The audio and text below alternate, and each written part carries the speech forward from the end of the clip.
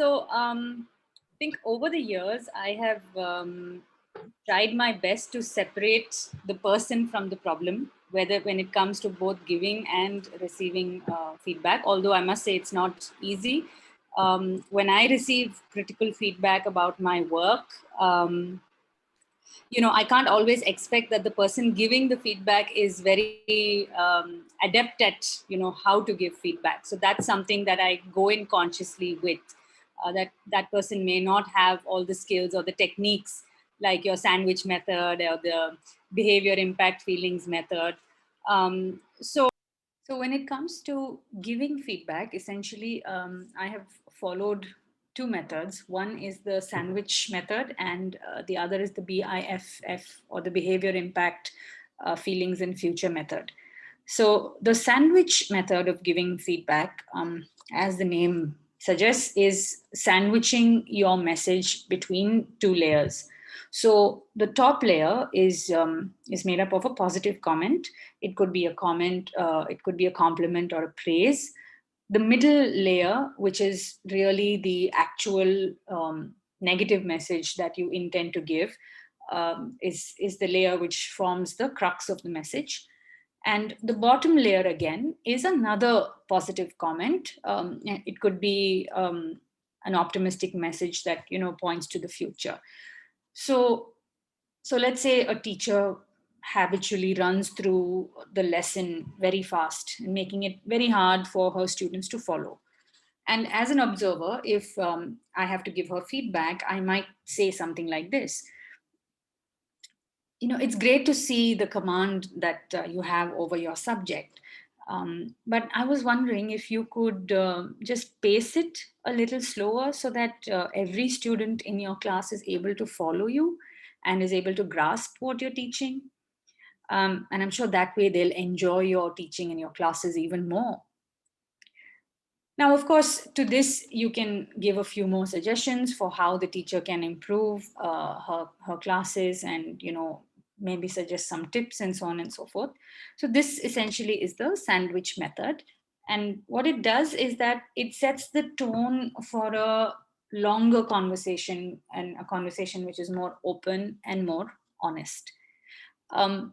Another method is the BIFF method, as I was saying, which is the behavior, impact, feeling, and future.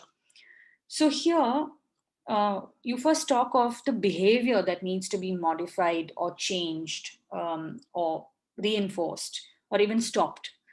So now it's important to have data or evidence to back this behavior that you feel requires modification. Then comes the impact of that behavior on you, or on others, or on the larger organization. And here it's important to speak of the impact as it was observed and not as a judgment, right? So it's about just the situation as it happened. And feeling is, of course, how you feel about the situation, not the person. Here again, the distinction has to be made very clearly. And finally, is future, where you talk about the outcome that you desire as a result of this feedback process. Now, uh, that of course should be measurable, it should be realistic for the person to achieve, and the intent should always be on the future. Although the behavior may have occurred maybe several times in the past, but we are looking at how to improve things from this point on. So a focus on the future is very important. So if I were to give an example for this, let's say you have to give feedback to a person who has been coming late, so has been reporting late. So you might want to say something like this.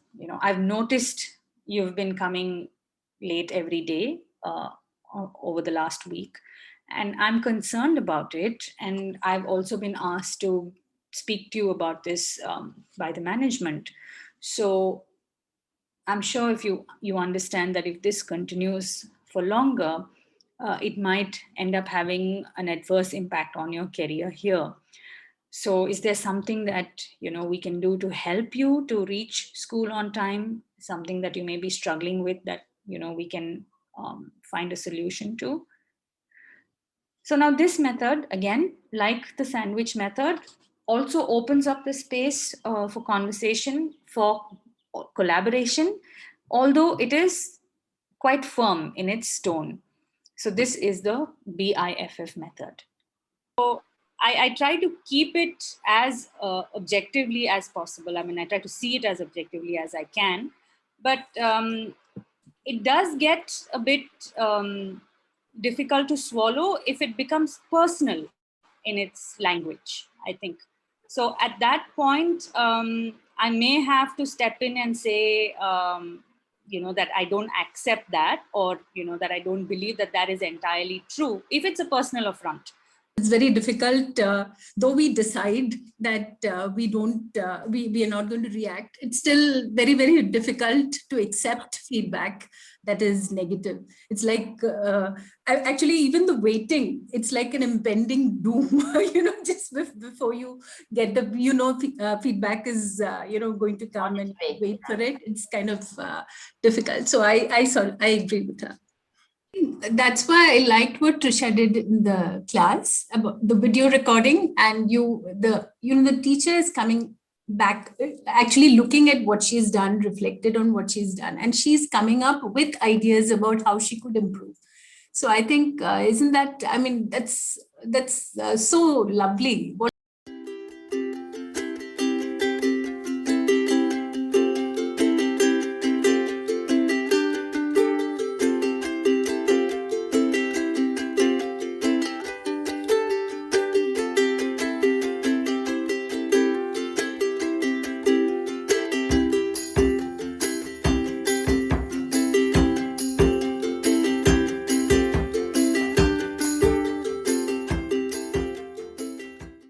When it comes to a classroom observation, I find it's still a little easy, because you have certain set parameters and you have kind of explained those parameters to teachers.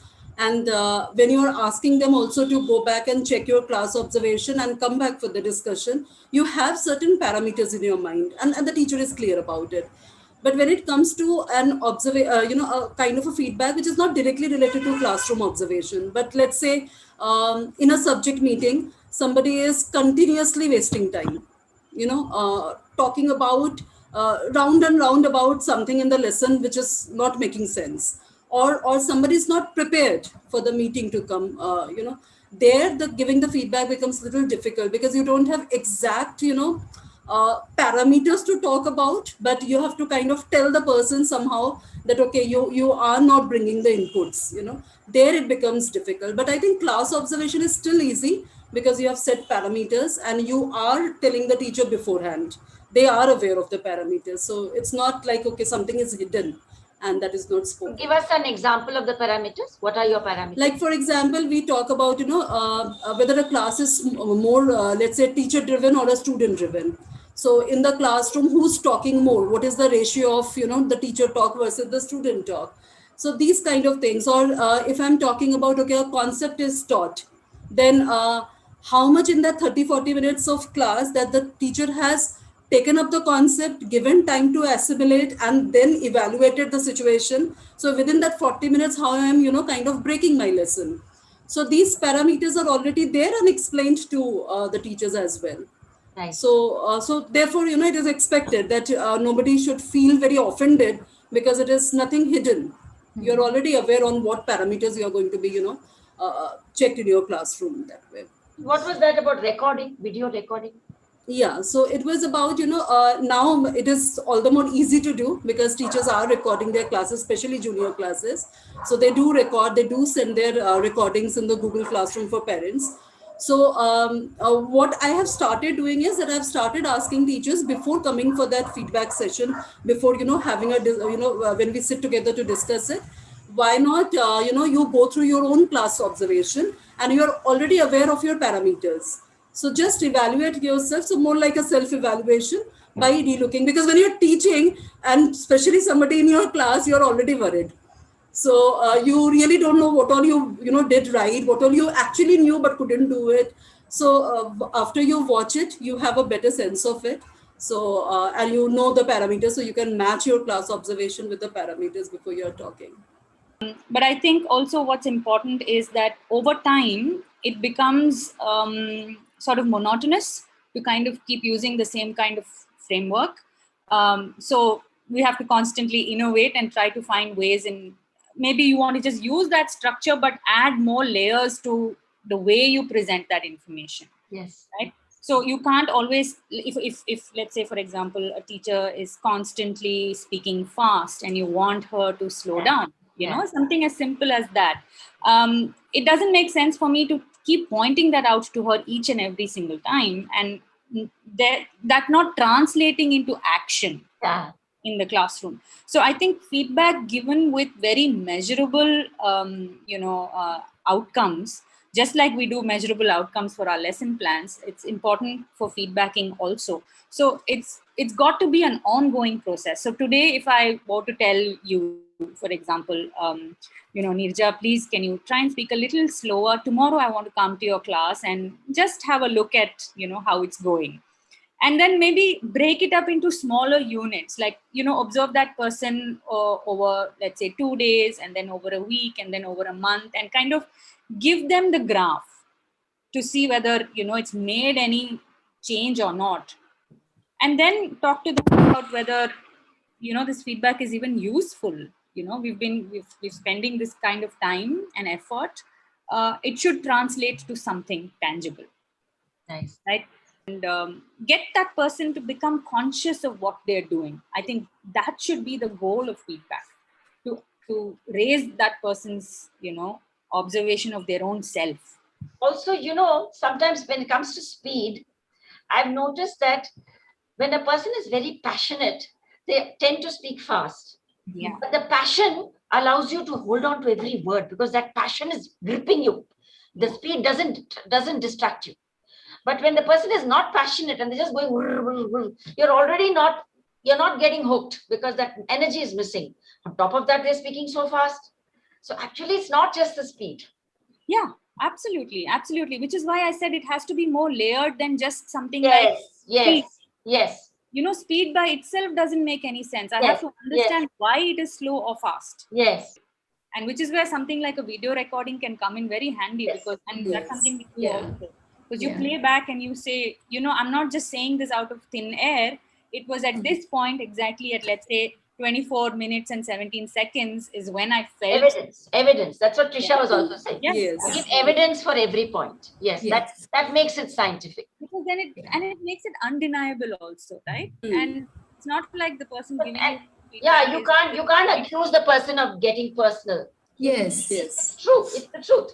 Just that, I think for the teacher to realize it, I mean, what a fantastic thing. It's right there in front of her to watch it. And when I was wondering whether even just as in receiving feedback, there are layers. In giving feedback, I see 2 layers. Am I giving feedback because my ego is getting a kick out of it? The feedback giver is in a higher chair, no? Usually. Am I giving feedback to get my ego to feel a little better? Or am I giving feedback genuinely to better the situation?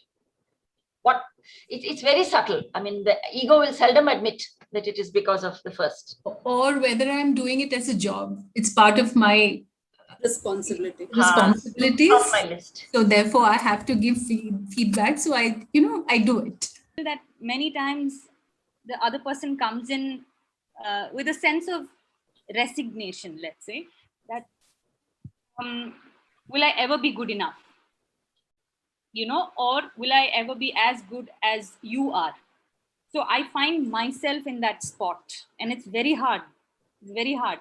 And I tell them the point is not for you to be like me.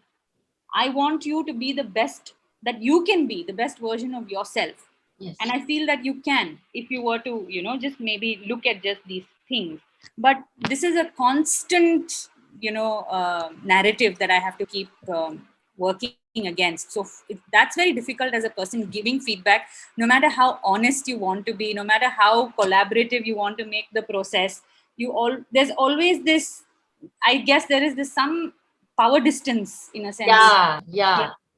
how to reduce that power distance. One can't make it zero, but how to reduce that power distance. That's the challenge of the feedback. I think, which is not happening so regularly, but I think this entire power thing that we are talking about can be, set aside by making the peer teaching happening, the peer observation by other colleagues. And when they discuss it, because it's then not just somebody who is at a higher position. But I think one, time is an issue. Everybody feels that I am already occupied and how much more I can go to another person's class. Second, I think this feeling of, keeping a good relationship. Yeah. And I don't want to get into something which is not very nice to talk about. So these things actually stop most of us. So ultimately, you want it or you don't want it, the higher ups only are left to do this kind of a job. So that's the unfortunate situation.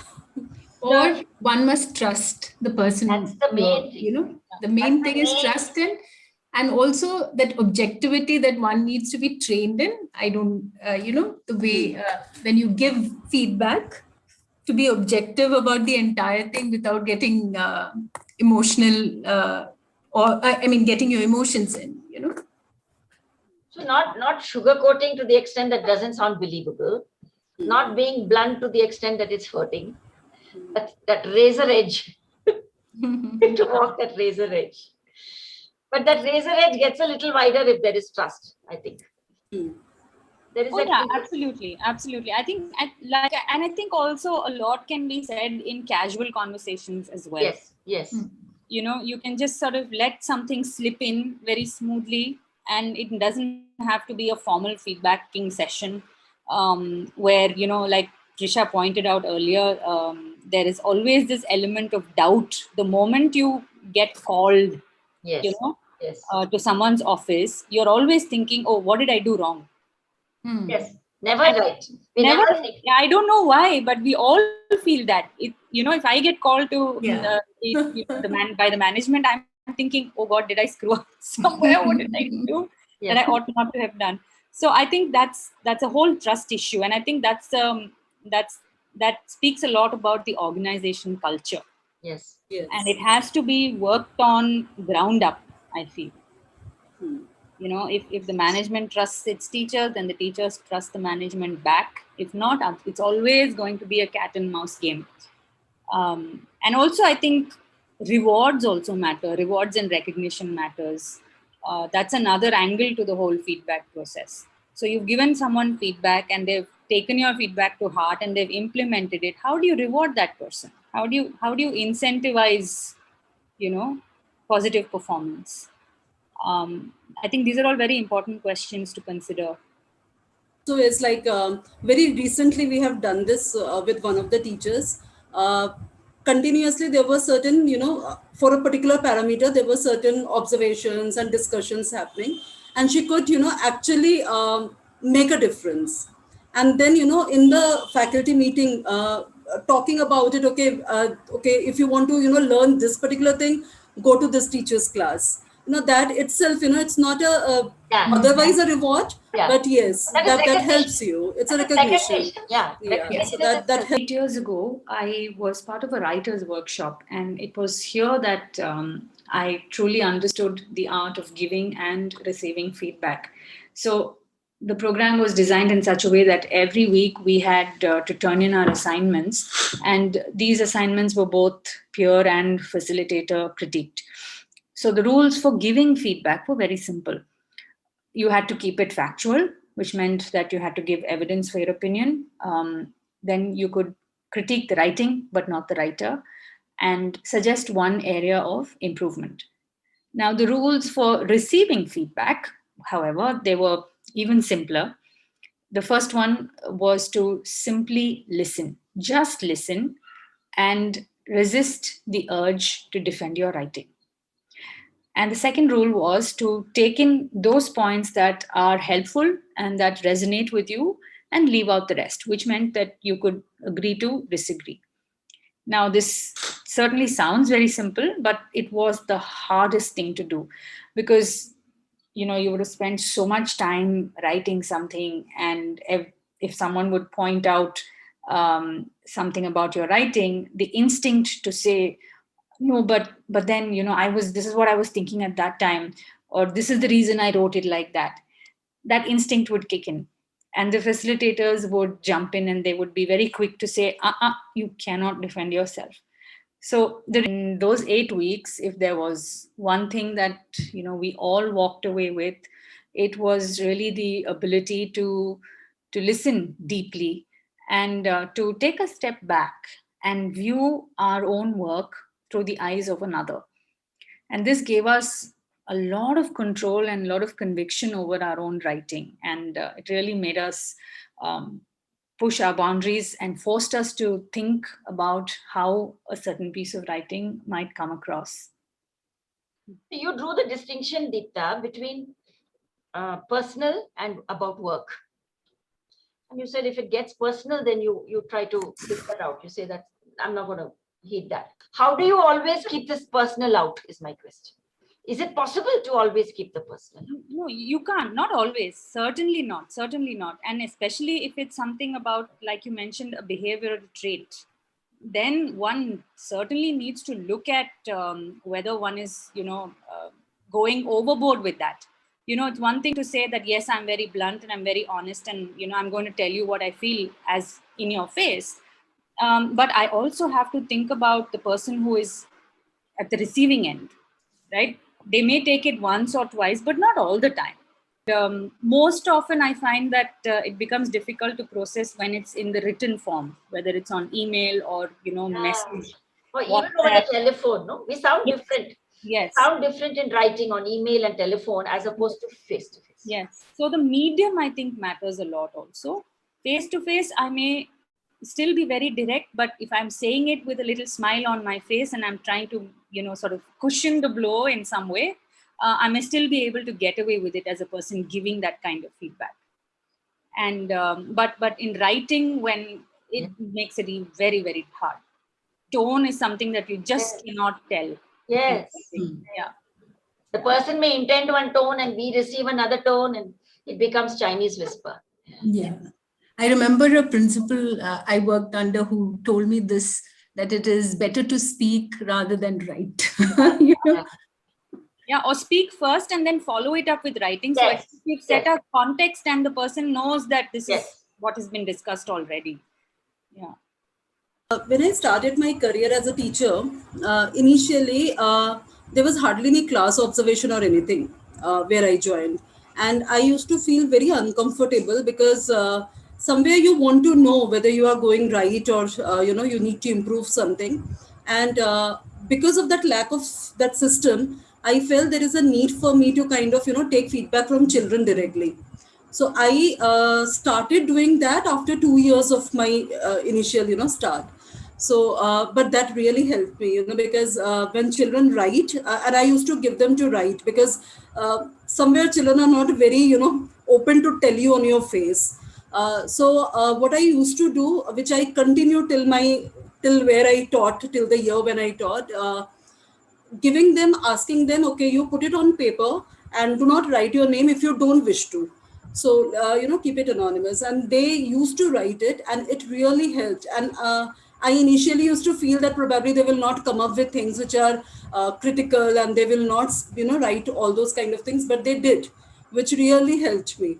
So I would recollect probably, once or twice when I got feedback from colleagues or somebody who's, at higher authority. It was always fine, but always you have that worry. When you know that somebody has to speak to you, you have that worry always, whether right, wrong, whatever it is. And I remember very categorically one experience where it was more of a judgment than a feedback. So give us an example. A situation like, okay, you are kind of told that, okay, you don't know how to do this particular thing. You have put a judgment, on the entire situation without understanding, okay, where the person is coming from and why something is done in a certain way. So I feel that should never happen. And when I give feedback, I am extremely worried because you really sometimes cannot make it very clear to certain people, because what happens, they come with that preconceived notion, just like, when you are at the receiving end. So they come with that preconceived notion that there is something negative which will be told, which may not be so. And therefore anything spoken which is positive as well, that also can be misunderstood very easily. So that's why I'm extremely worried when I have to give feedback to anybody. So I am kind of very, very careful. But at the same time, God knows, maybe I have also hurt many people. Who knows? They can tell that better than me. So that's my take on it. How do you avoid that judgmental part of it? Because ordinarily, see, now you've consciously decided that, okay, I'm not going to be judgmental and I will do it like this, but on an average, most people are not as conscious about what they do or what they say. So that is, how do you avoid that in feedback? Yeah, so what I generally try to do is, to talk about your observation without bringing your inference, So if you don't attach the inference with your observation, that helps. So when I'm talking to somebody, whether it is class observation or otherwise some other feedback also, I try to bring my observation. This is I saw, and how do you think I should interpret it? What is the way I should look at it? Instead of my interpretation telling. But sometimes you cannot really keep that in mind. Sometimes you are so full of it, you just want to kind of tell. And that is the challenge, where to avoid that kind of a situation to, So as an example, supposing you're observing my class, and as a teacher, I'm showing complete lack of subject knowledge. How will you tell me? I have to be categorical there, and I have to talk about it, that, okay, whatever concept the person has taught, that can you just repeat, so that I am sure what I heard that day and the way you took it, was there any kind of, reason for me to, think differently? So would you just like to, give me little understanding of how you will do it if you have to do it another time? So that kind of helps. If I see it is common, it is not because of any fear factor that somebody was in the class and something happened by chance, then it is, of course, something that you can ignore. But if it is coming back again in that discussion also, that means you need to really think about it. And of course, I also believe that it should not be too much sugar coated, because if you are going to make a harm basically for that person, instead of making that person understand why that feedback is coming. So it is also equally important that we don't sugarcoat too much. But of course, the right words to choose, so that the person is not left hurt at the end of the whole talk. Yeah. I just want to add two things to this. I think it's always good practice to ask the permission of the person who is listening to you for feedback, whether you can go ahead and how far you can go with what you want to say to them. And I've tried to do that a few times, and I feel that it works. Say, just a simple question. Can I just be absolutely brutally honest with you? And you say that with a smile on your face. And the other thing also is, I think, before giving feedback, especially when it is of a not so feel good kind of situation, perhaps it's good to always ask them what's going on in their lives, because what happens in classroom is just a manifestation of what all the other things that are going on behind the scenes, and which we never really come to know. And it's happened so many times in my feedback sessions that teachers just break down. The moment you ask them, is everything all right? Is there something that you would like to talk about before we proceed with, whatever it is that we need to speak about? And I've found that really changes the dynamic. It's not about one person telling and the other person listening, but it's about, let's have a conversation and see how we can together find a solution that makes this better for all of us. I was just thinking when you said that it's good to ask how far you can go. I was putting myself in the seat of that teacher who's sitting across the table and is asked, do you want me to be brutally honest? And I felt my stomach sinking, while I'm saying yes, but I'm dreading what you're going to say. But if the preamble was that you asked me, how are you? What's happening in your life? And I got a chance to say, oh my God, you know, the electricity bill, I had to pay the telephone bill, my child is sick, my mother-in-law is behind me. I finished saying all that. And then you asked me, now, do you want me to be brutally honest? I would still wish that you're going to say nice things, but with much greater ease, I would say yes. Because now that trust has been established. I know that you're on my side.